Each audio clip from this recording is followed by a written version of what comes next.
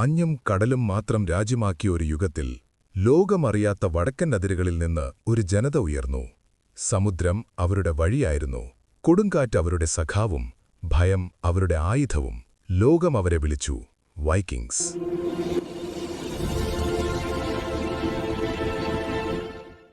അവർ കള്ളന്മാരായിരുന്നില്ല, അവർ കടലിന്റെ ശാസ്ത്രജ്ഞരും യുദ്ധത്തിന്റെ കാവ്യകാരന്മാരും ഒരിക്കലും തലകുനിയാത്ത സ്വാതന്ത്ര്യത്തിന്റെ മക്കളുമായിരുന്നു. നോർവേയിലെ പർവ്വതങ്ങളിൽ നിന്നും, ഡെൻമാർക്കിന്റെ തീരങ്ങളിൽ നിന്നും, ഐസ്ലാൻഡിന്റെ ശൂന്യതയിൽ നിന്നും അവർ പുറപ്പെട്ടു.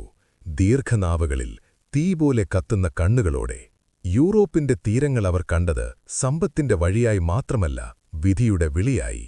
റോമിന്റെ ശേഷിപ്പുകളും ക്രിസ്തീയ രാജമാരുടെ മതിലുകളും അവരുടെ കുതിപ്പിനു മുന്നിൽ വിറച്ചു. വാള് മാത്രമായിരുന്നില്ല അവരുടെ ശക്തി, നക്ഷത്രങ്ങളെ വായിച്ച നാവികബുദ്ധിയും, കാറ്റിനെ തോൽപ്പിച്ച കപ്പൽ നിർമ്മാണ ശാസ്ത്രവും, മരണത്തെപ്പോലും പരിഹസിച്ച ധൈര്യവുമായിരുന്നു അവരുടെ യഥാർത്ഥ ആയുധങ്ങൾ. ലോകം അവരെ ക്രൂരരാക്കി ചിത്രീകരിച്ചു, മഠങ്ങൾ കത്തിച്ചു, നഗരങ്ങൾ തകർത്ത നിഴലുകളായി. പക്ഷേ ആ നിഴലിന്റെ അകത്ത് മറ്റൊരു സത്യമുണ്ടായിരുന്നു. അവർ കർഷകരായിരുന്നു, വ്യാപാരികളായിരുന്നു, നിയമമെഴുതിയ തിങ് സഭകളുടെ സ്ഥാപകരായിരുന്നു, ദൂരഭൂഖണ്ഡങ്ങൾ വരെ കണ്ടെത്തിയ അന്വേഷകരായിരുന്നു. ലെയ്ഫ് എറിക്സൺ അമേരിക്കയുടെ തീരം കണ്ടപ്പോൾ ലോകത്തിനു തന്നെ അറിയില്ലായിരുന്നു അത് സംഭവിച്ചെന്ന്.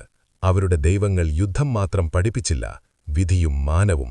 ധൈര്യത്തോടെ ജീവിച്ചു, ധൈര്യത്തോടെ മരിക്കലും പഠിപ്പിച്ചു. രാജാക്കന്മാരുയർന്നു, സാമ്രാജ്യങ്ങൾ തകർന്നു, വൈക്കിങ്സ് ചരിത്രത്തിന്റെ പ്രവാഹം തന്നെ വളച്ചു. അവർ വന്നപ്പോൾ കടൽ പോലും വിറച്ചു, അവർ പോയപ്പോൾ ലോകത്തിന്റെ മാപ്പ് മാറി. ഇത് ആക്രമണത്തിന്റെ കഥയല്ല, ഇത് മനുഷ്യന്റെ അതിരുകളെ തകർത്ത ഒരു ജനതയുടെ കഥയാണ്. ഇതാണ് വൈക്കിങ്സിന്റെ കഥ, കടലിന്റെ, രക്തത്തിന്റെ, മാനത്തിന്റെ, ക്രികുക്കാലം പോലും മായ്ക്കാൻ കഴിയാത്ത പാരമ്പര്യത്തിന്റെ കഥ. Vikings, when the sea called, legends answered.